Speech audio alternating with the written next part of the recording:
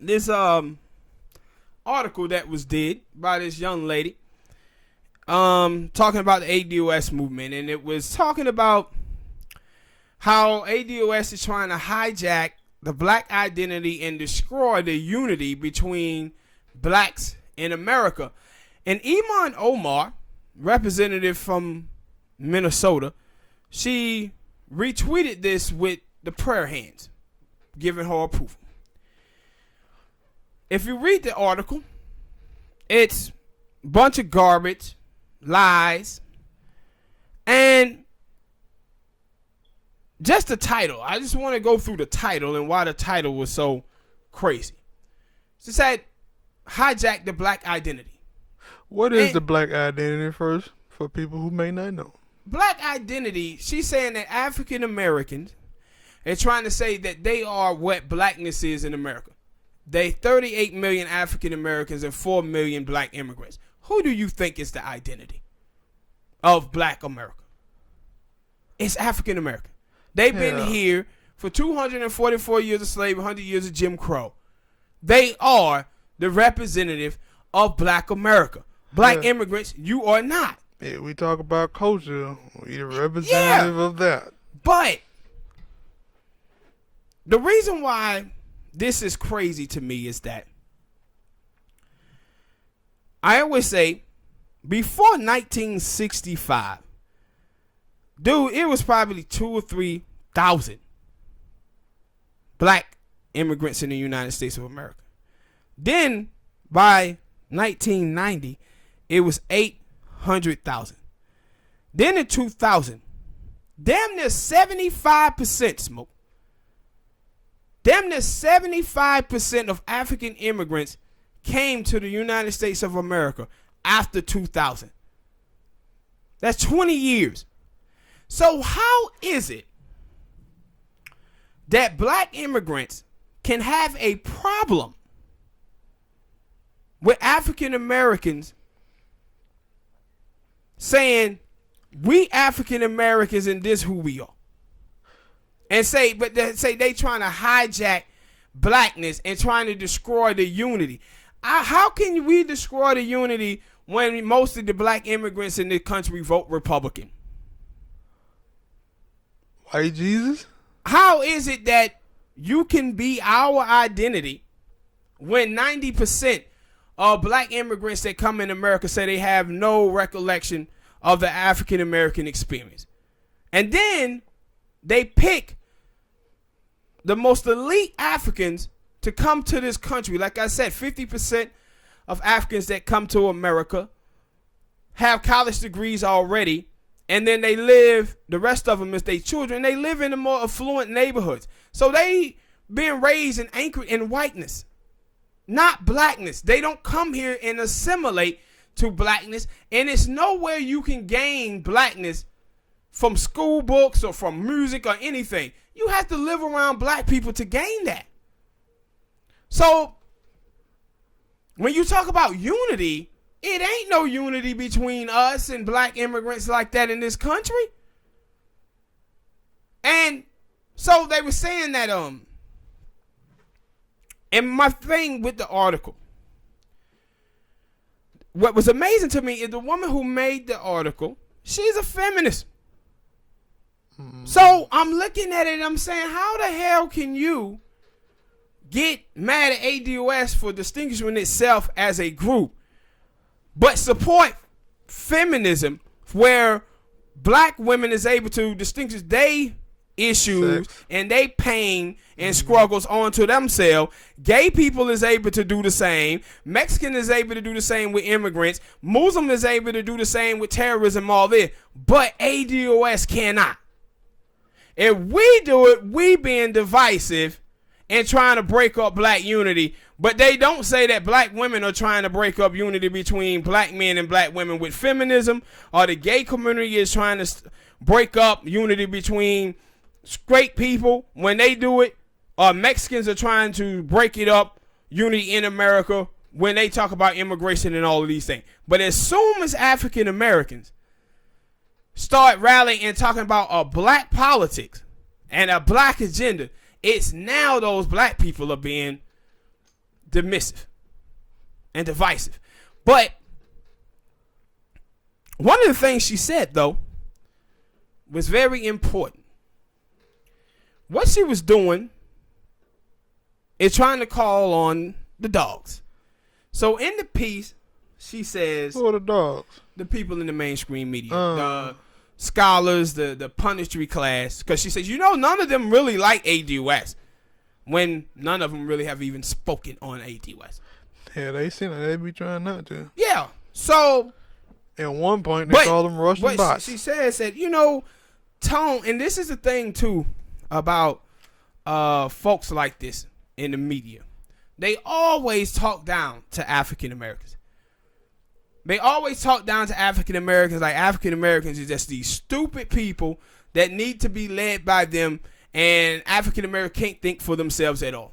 So she says, they leaders, and she's talking about Tone and Yvette, they have been able to get the gullible black Americans to follow them. And that's why us at punditry class and the scholars, we need to come down and shut them down. And I said, you see what is happening with ADOS? What is happening with ADOS right now? And black people who want a black agenda, reparation, or foundation black Americans, or whatever you repping. What is happening is we're now finna start dealing with the same thing that the Young Turks and Jink Uger them have been dealing with on the progressive white left. And that is battling the mainstream media, bro. I said, the thing that they have gotten away with is that we all had to depend on MSNBC, CNN, New York Times, Washington Post, ABC, all of these people for our media for all of this time.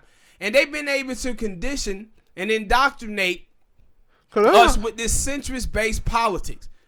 But see, they don't understand that the black left's supposed to sound differently from the white left. Yeah, and they need to understand why it is that they sound like the white left. I was going to say that, and now, because you said some of these people on YouTube call themselves the new black media, because the media on TV, they don't talk about the things that everyday black people talk about at home. Yes. So now they looking at it and saying, the people on YouTube or wherever else not on TV are talking about the stuff or saying stuff that I'm saying.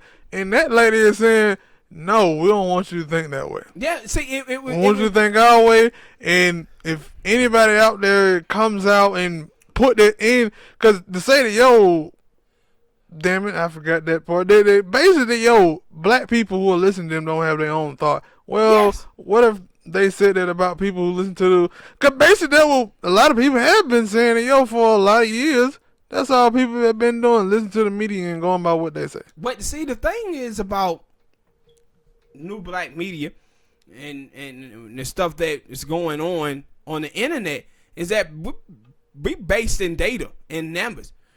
So we reading and getting data all over and presenting not really trying to sway anybody to do anything. And putting it out for black people to know what's going on, because the mainstream media don't do that. And see, this is what I said about the black left supposed to sound differently, bro, than the people that's on TV, because we is actually out living life in black America, while these people live in gated communities that are surrounded by white people all day. And that's why I said, if you find yourself in the media sounding like Nancy Pelosi and you black, you doing something wrong.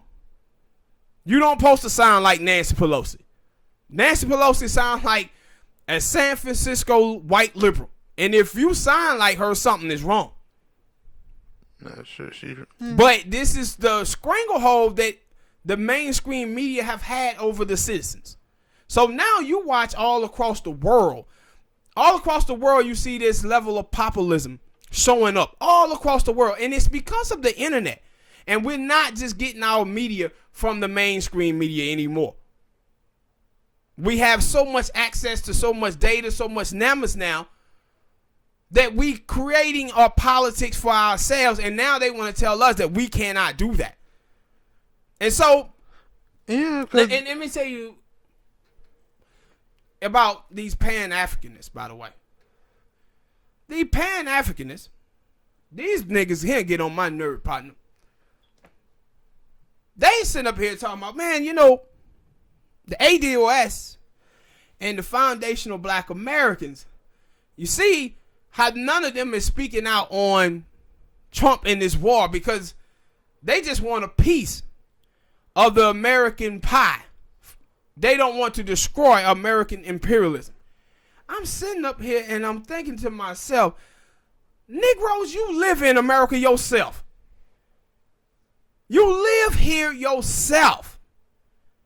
And two, what about all the black immigrants and the Muslim who are trying to come into this country? How come you ain't telling them that they supposed to be standing in their country to build up their countries? But you think black people, African American, supposed to lift up all of these black folk around the world and then go over to Ghana and lift up their economy when we can't even lift up our shit here. And this Pan-Africanism thing cannot be one-sided, bro. If black people gonna be Pan-African, then the Caribbeans, the Haitians, and Africans gonna have to be too. All black people all over the world. Yes, but you cannot be sitting up here and not dealing with reality. To say, oh, ADOS and foundational black American, they are for American imperialism. You know what one of the things to weaken American imperialism is? Getting what was stolen and that what is owed to you. That's how you weaken it.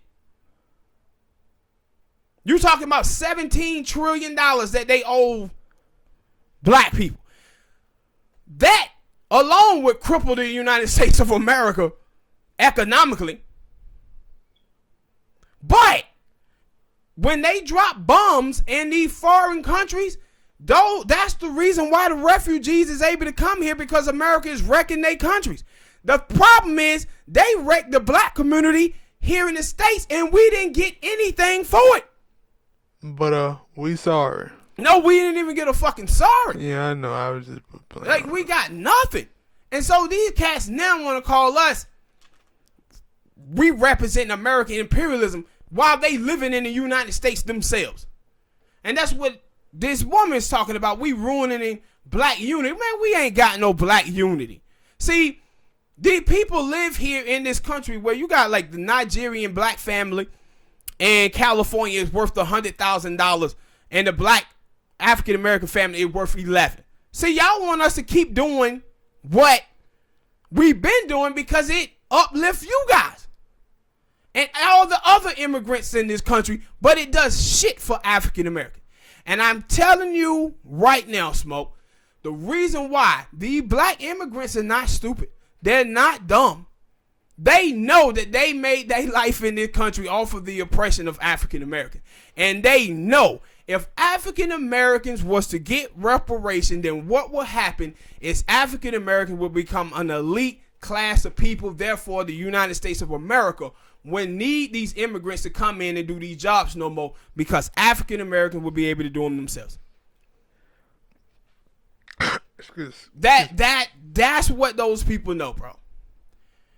And I said, so the article she wrote was just straight garbage. And seeing Iman Omar. No, she the Muslim chick. So she liked it, whatever, and she reposted it. But I said, this is. No, no, you done about now. But this is what. And see, what you got foundational black Americans and ADOS them out here. They fit up here fighting each other constantly. But they better keep their eye on the medium. See, what the media is trying to do, see, on the internet, they know who it is. They know it's the youngins on the internet. But what they want to control is the older blacks.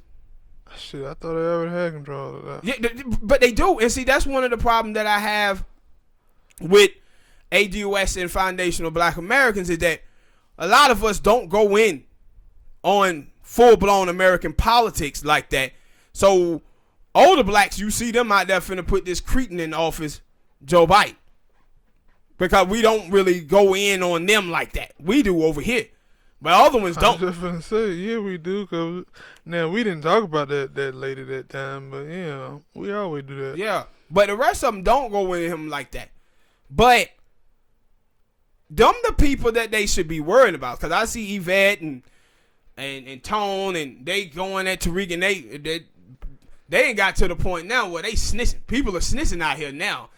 Tariq snitching, they snitching. I was like, oh my goodness, this shit done went off the rails. So, change the subject real quick, but I just seen the dude, and it made me think about his mom. Did you see the conversation between Kyle Kuzma's mother and Shannon Sharp? No. Cause I guess Kyle Kuzma had came out there with a stupid haircut, and yeah, he said he looked like that Asian from Rush Hour. Yeah, and it seemed like everybody was clowning him, but she hit back at him.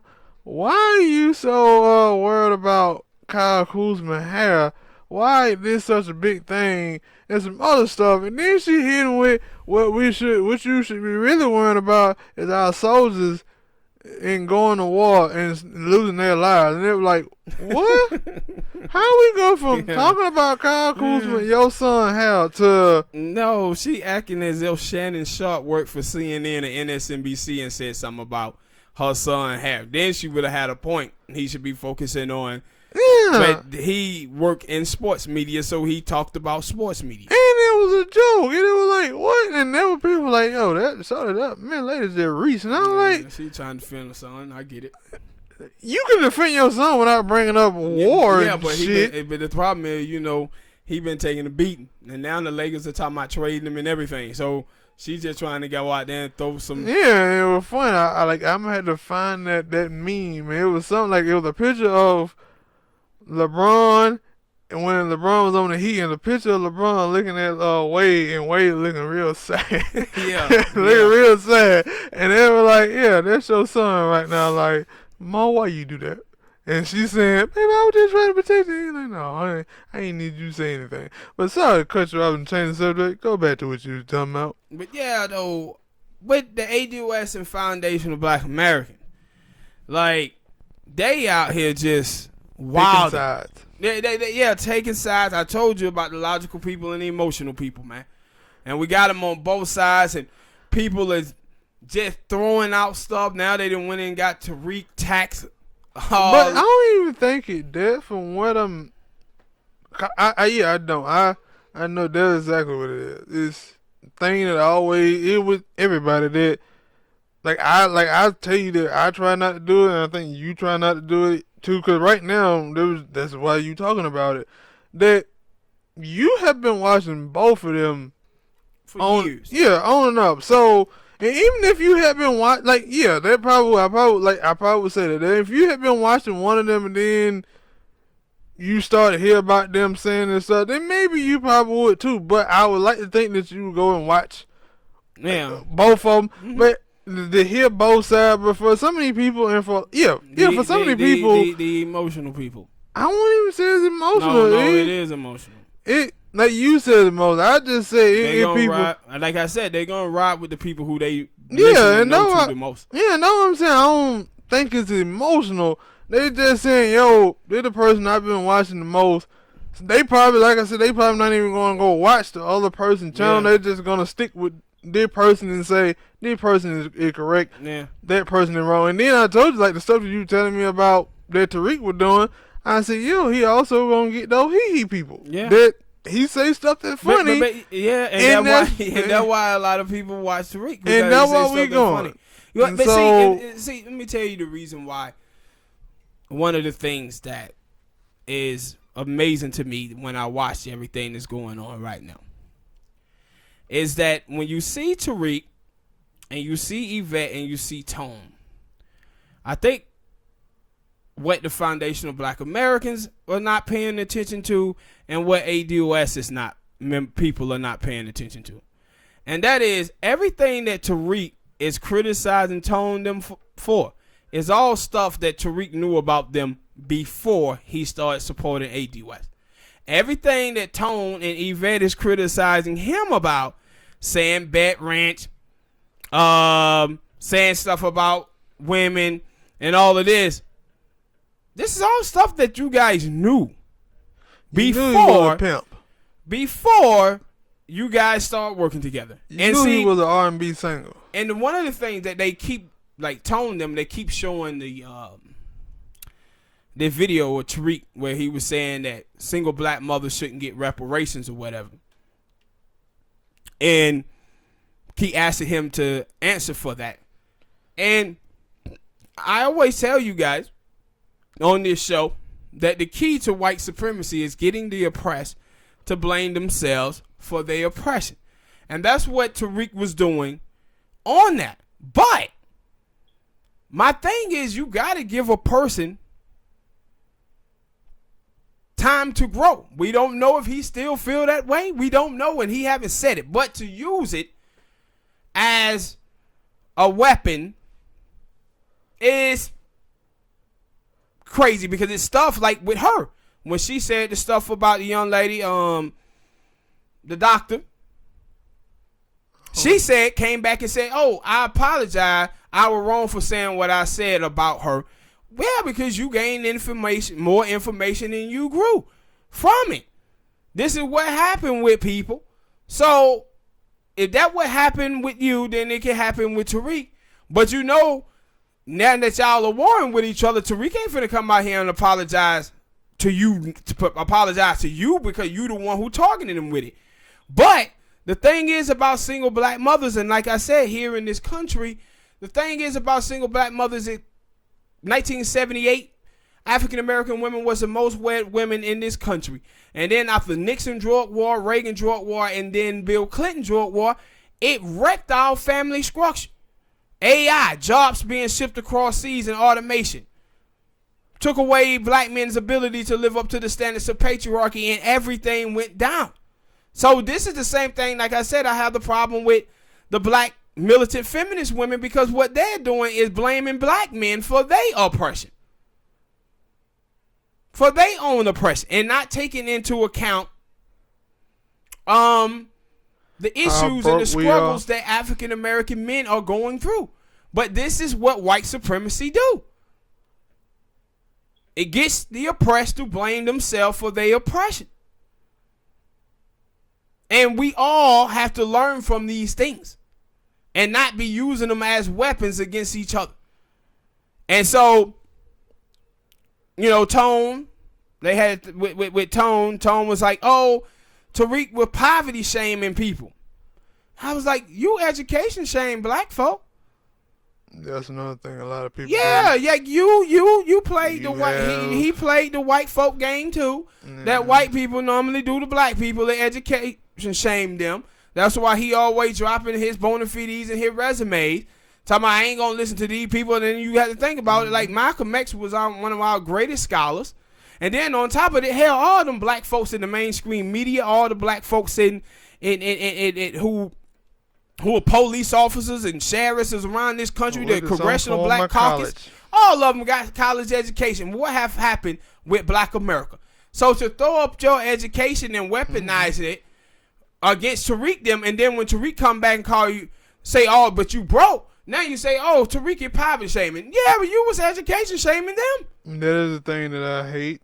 Another form or tactics that comes straight from white supremacy, and specifically conservatism, of weaponizing poverty, weaponizing education. Like that shit matter in the grand scheme of things, of what happened to African Americans. This is like this stuff of African. How do you create a bottom class? You create a bottom class by putting obstacles in their way where they can't get to college education. So you have so many black people, black men, specifically black men, who take on the role of being the providers in the family when they 12 or 13 years old, because their daddy got wiped out by the drug war. So now they out there selling dope or whatever. When you see these young black girls out here and they get the bag culture, and they selling ass on OnlyFans pages for $5.99, all of that stuff come from the oppression of black people. Them black girls over there, R. Kelly, how getting pissed on.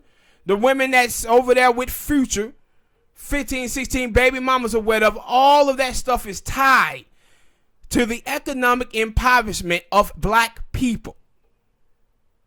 When they talk about the transgenders, when they were like, it was this epidemic of black transgenders dying, it's like, no, it's like 2 million, no, like 1.5 million transgenders in America, 200,000 black ones. 40% of black transgenders that was surveyed say they had participated in the sex trade. So the sex trade, women who participate in the sex trade have a higher rate of death than women who don't. But because of the poverty of ADOS Americans, this is what you have with black women being out there selling woo-woo. And then you have the black transgenders out there selling pussy. They dying because they black. Because of the economic impoverishment and the way that our family structures is made, our parents see us as a burden a lot of times, so we had to leave the house, man, when we 18. Well, some of them earlier than that. Yeah, so if you don't have the economic tools to survive, you out there sending your kids to the wolves. But because we live in proximity to whiteness, we think we can move in the same way that white people move. And we can't. And that's what this whole reparation fight is about in the first place. People don't understand that like 65% of American wealth is passed down in this country, bro. But what's gonna have to happen with African Americans, ADOS and foundational black Americans, all of us gonna have to cure ourselves of this assimilation, man, and this conditioning that we have been through. Because this is the stuff that gonna hold us back. It's us not understanding to the point that we have been conditioned to believe these things that are just false. But the weaponizing of education and the weaponizing of poverty shaming is on full display in this disagreement that's going on between these groups right now. But my focus is not on each other. My focus is on the mainstream media, because those are the people who got the minds of our older black folk. Those are the people who got the minds of our older black people. And they now calling to arms, telling them, yeah, let's crush ADOS. Let's crush foundational black Americans. Because they see us formulating a black agenda, and they do not want us to have a black agenda. They want us to have a kumbaya, we are the world agenda. The Pan-Africanists do, and the black folks in the media. And ADOS and foundational black American, what are y'all going to do about this besides sit back and fight each other? Because that's what the hell y'all been doing for like the last month. And the shit is tiresome at this point, bro.